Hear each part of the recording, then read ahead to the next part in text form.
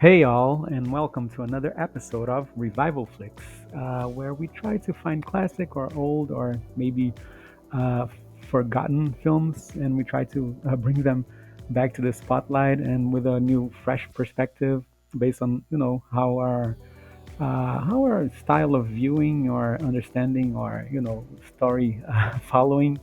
Um, Standards have changed over the past years and so on. So I think it's a good exercise and also to rediscover some good movies that have been out there.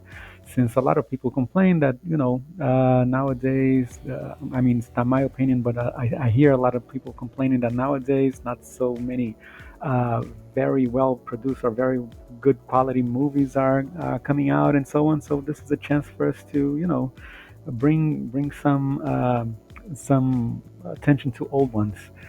Anyway, this one is it's a curious case. So I was watching a podcast the other day with Chris Williamson. I'm not even like a big fan of his show, of his podcast, but constantly appears in my feed, and it was an interview that he was doing with Dan Bilzerian. I'm not sure if that's how you pronounce his name, but anyway, you're probably familiar with him. He's like that um, um, influencer that that used to kind of like promote the hedonistic lifestyle and so on, multi-millionaire or even a billionaire at this point and so on.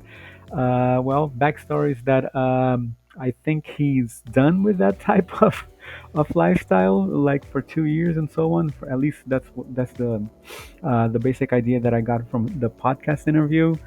So anyway, I was watching this interview, and the interview is actually very good. The guy's really smart, and he has like some insights on a lot of I would say psychological angles, related to personalities and so on and so on. So if you're interested in that, I think it's even worthwhile, like checking out that podcast of his. Good honest conversation, I would say. Not so many people has like the courage and like to put up front of his opinion, like honestly as he does. So it's so I already seen like maybe a couple of interview of his. I really didn't follow, like that. I mean, I don't even have Instagram, but anyway, I didn't even follow, what his posts were like, like promoting that kind of lifestyle and so on. But I do admit that his interview was really good, and I watched multiple interviews of his, out of that context and so on, and they're good. They're good. He has like insights even to other subjects, outside of like I would say like superficial. No, I wouldn't consider superficial because it does touch on like human behavior and so on. So, but anyway, this kind of like theme, right? So he really can speak to a lot of subjects. So yeah, I think it's worth watching if you're at all like familiar with him with them, right? Chris Williamson and Dan Bilzerian. Anyway, he throughout the podcast he like mentioned, I think, one or two films, and then one of yeah, actually two films. He mentioned it, and then I said, oh well, we got this successful person here, making this interview, and he went through a lot. He's still young and whatever. Then I thought to myself, well, I'm gonna give this film a shot, so then I picked this one to watch, Owning Mahowny, right?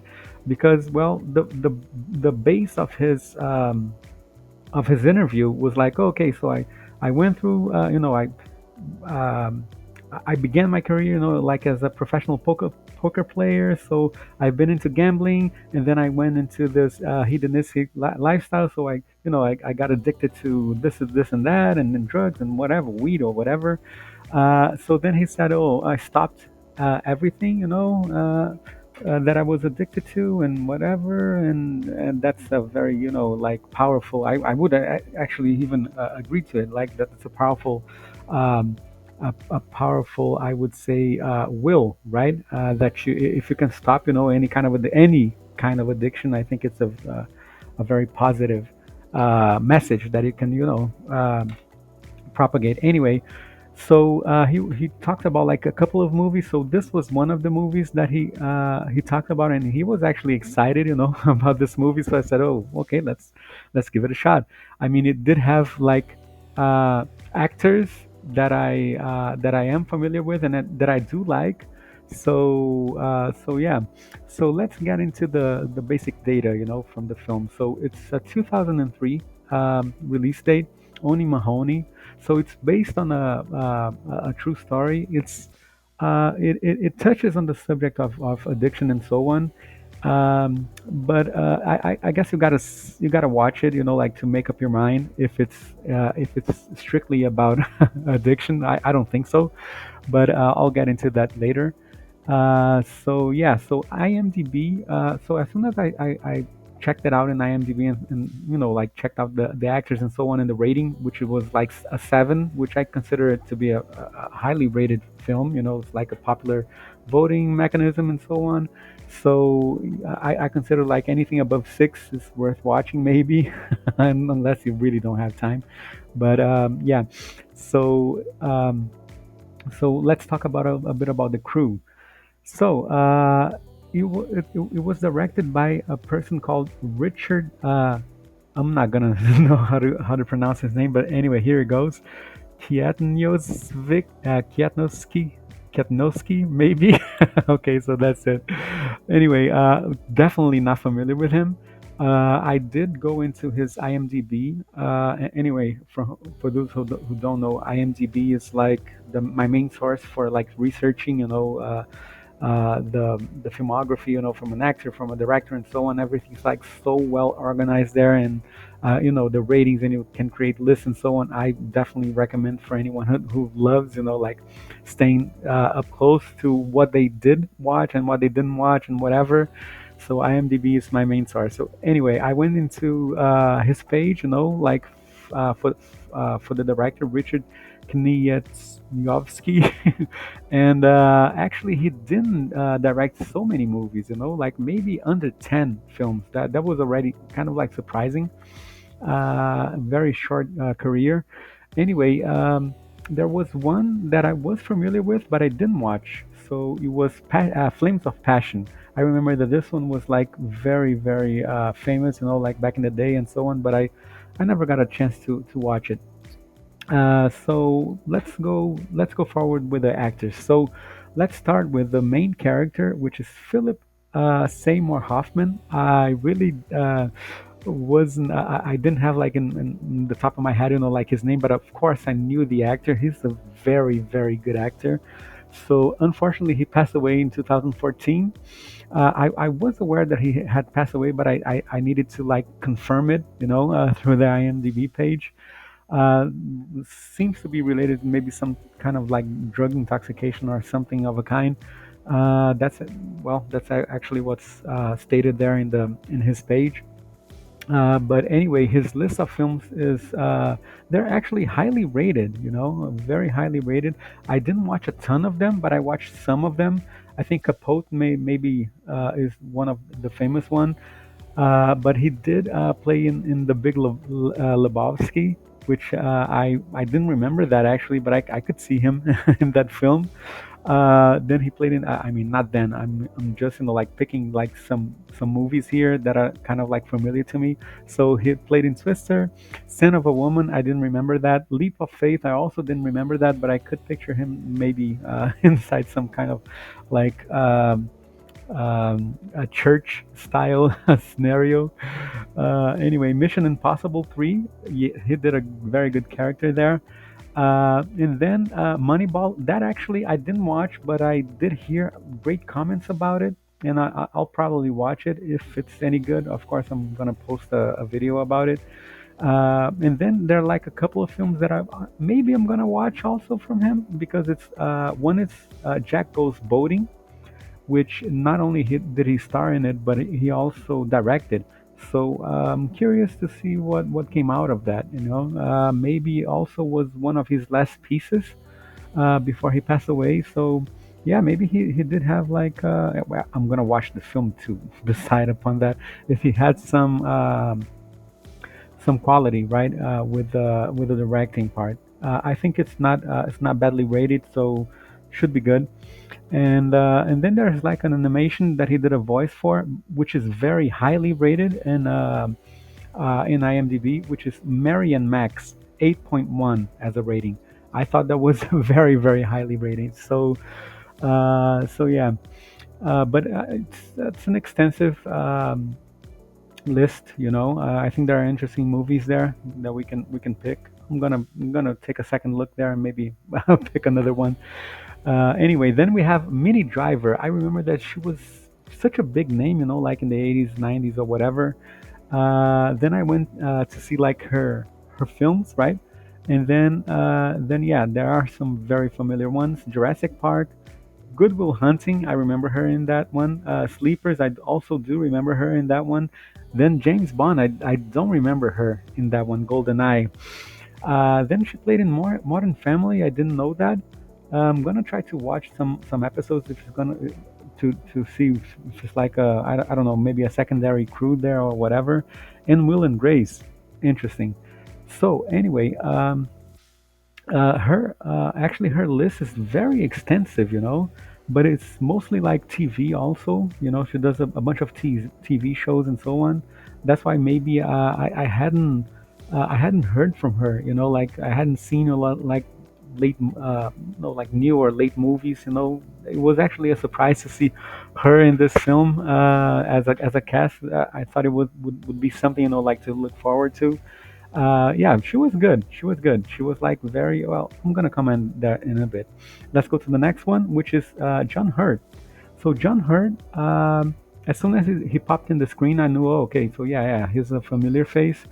But I couldn't, like tell from the top of my head what films he had done. And then I, of course, went before doing this episode. I checked out his page and so on. So 1984 for sure is the most memorable character that he played there. But he also has a very extensive list, like from 1962. I'm gonna still pick some older movies of his. A lot of like ups and downs there. Like some high rated, some low rated. But anyway, all good. So he played in Harry Potter, Spaceballs. I don't remember him there, but I could, yeah, I could picture him in a movie like Spaceballs. The Elephant Man. I definitely don't remember him there, but I watched it and it was a good movie. Alien. I think I remember him in Alien. Lord of the Rings, the first one actually, 1978. Probably the animated one. I watched it, but I think he did just a voice there, not just a voice, but the voice probably. Midnight Express, he played. I'm about to watch that again, like to show some friends, that film and whatever. I don't remember which character he played there, but I'm gonna pay attention to that. And one movie that I watched from him, which was fairly recent, and it was actually very well rated in IMDb, was Tinker Tailor Soldier Spy. I do recommend this film. I'm not gonna say anything about it. Just check it out, and maybe you'll also be interested in it. And then there's like other famous movies, right? And so we have Dogville, Hellboy, V for Vendetta. I don't remember him there. Perfume, which is a great movie. I do remember him there. Manderley, and also Doctor Who. I definitely didn't know that he made part of it. I think maybe some episodes and so on. Yeah, so let's get into the movie review itself. So, as I mentioned earlier, right, it's basically like surrounding the addiction theme. It's based on a true story. Uh, so at first, like when you start watching it, you already kind of like admires, the uh, Philip Seymour Hoffman's style of acting. I think he's like such a great actor. I don't remember, like him doing playing a part that I didn't like it, at first. But anyway, on this particular one, you can actually see like you can actually think that he's like a real ordinary, pathetic, like common person. So he does his acting is so convincing on that you you kind of like feel sorry for the guy. So I mean, I'm not gonna give any spoilers here, but he does a lot of bullshit, in the film. But he's so pathetic, or so, I don't know, so uh, so not so unstable, or not, or mentally, like unstable, that you kind of like feel sorry for the guy, even if he's doing like everything that you can possibly imagine, like wrong. But you still cannot, you cannot get mad at him. And I thought, this was the power of his acting. And I would say that not so many actors could pull this off. You're doing a lot of bad things in the film, and then still, I mean, I'm saying bad stuff here, but it's not like, there's no, like, murders, or nothing like that. But you know uh conduct wise, like, so he, at the same time that he's ethical, he's very unethical. Let's put it like that in the film, right? So he's totally, I would say, even immoral at some point. But you still don't condemn the guy. You still don't, you don't judge the guy. I mean, even his reasoning behind it is like totally bullshit. But it's still you still can't get mad about the guy. I mean, that's actually the feeling that I got. Please, if you watch the film and maybe you have like a totally different perspective, debate me on that one and send your comments out. I would love to hear if anyone, like, really got mad at him. But I confess, I mean, I didn't. Anyway, um, so that's the character for Philip Seymour Hoffman, right? So the other characters. So let's talk about the character from Minnie Driver. So she actually it's you can barely not recognize her, in this part. So in my opinion, was really great acting there involved. So I think the strongest points here, I would say, it's even the acting from all sides, even John Hurt and so on, even the other, like the very secondary actors there and so on. They were all very, very well directed. I would say, even, very convincing. I would say that's the strongest part. I wouldn't even say that the plot or whatever is the strongest part. I mean, it is based on true facts and so on, but it's not like something like that is so, like, wow, that's so amazing and whatever, how come he did that and so on. But there are some small parts that you get impressed, but it's nothing like that, you hadn't seen it before in other films. Then we have the character from John Hurt, right? So he's actually the I would say the fun character there, uh, because I mean, we have, like, all the drama going on, between, the Philip Seymour Hoffman and Minnie Driver and so on. And then to counterbalance it, I think there was this John Hurt, character, like, to kind of sometimes make fun of the situation, sometimes, take another attitude, that are kind of funny with his surroundings.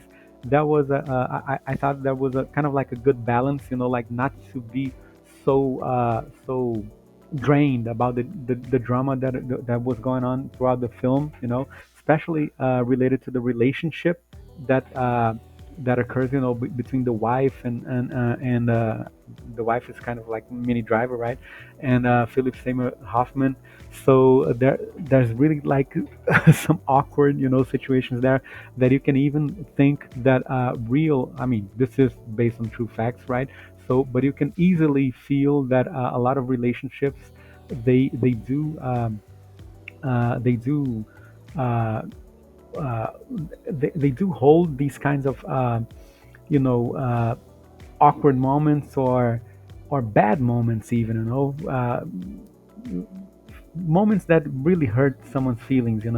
But yeah, I think in this part, you can feel the pain, from the characters here, especially from Minnie Driver. And again, from Philip Seymour Hoffman, you don't feel the pain, but you kind of like, just the fact that you don't judge him as much, it's something that you should think about. Why am I not judging this guy? Why am I not pissed about all the bad stuff that he's doing?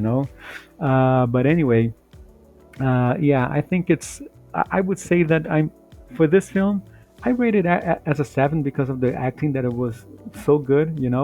But I wouldn't say that this is like a must-see film. I would say that if you're like a Philip Seymour Hoffman fan, watch it for sure. If you're a Dan Bilzerian fan, watch it, because I mean he did reference the film, so that's also another idea that I had, like in my other type of work. I would I was thinking about like creating a platform where I would list like famous people and what they reference already, like throughout podcasts and so on, because I remember that a lot of people like participating in interviews, long interviews and so on. They reference so much, like maybe a song, maybe a book, maybe a film. So I thought it would be interesting, like to create a platform and aggregate all of that, like maybe you find a person that you love there and so on, then you see what he or she, like referenced, throughout their their interviews. Anyway, drop a comment if you think that's a good idea. Maybe maybe you guys incentivize me to pursue it. But anyway, for whoever is looking for maybe a slow-paced movie, drama, relationship, addictions type of movie, maybe this is for you. But I wouldn't say this is for everyone. And yeah, again, also encouraging anyone to create their own channels, and also referencing good movies, so we can start debating about it. I really have fun, like talking about the movies and the paths that the directors or the actors took, and I think we can have lots of fun with that. And yeah, see you in the next one.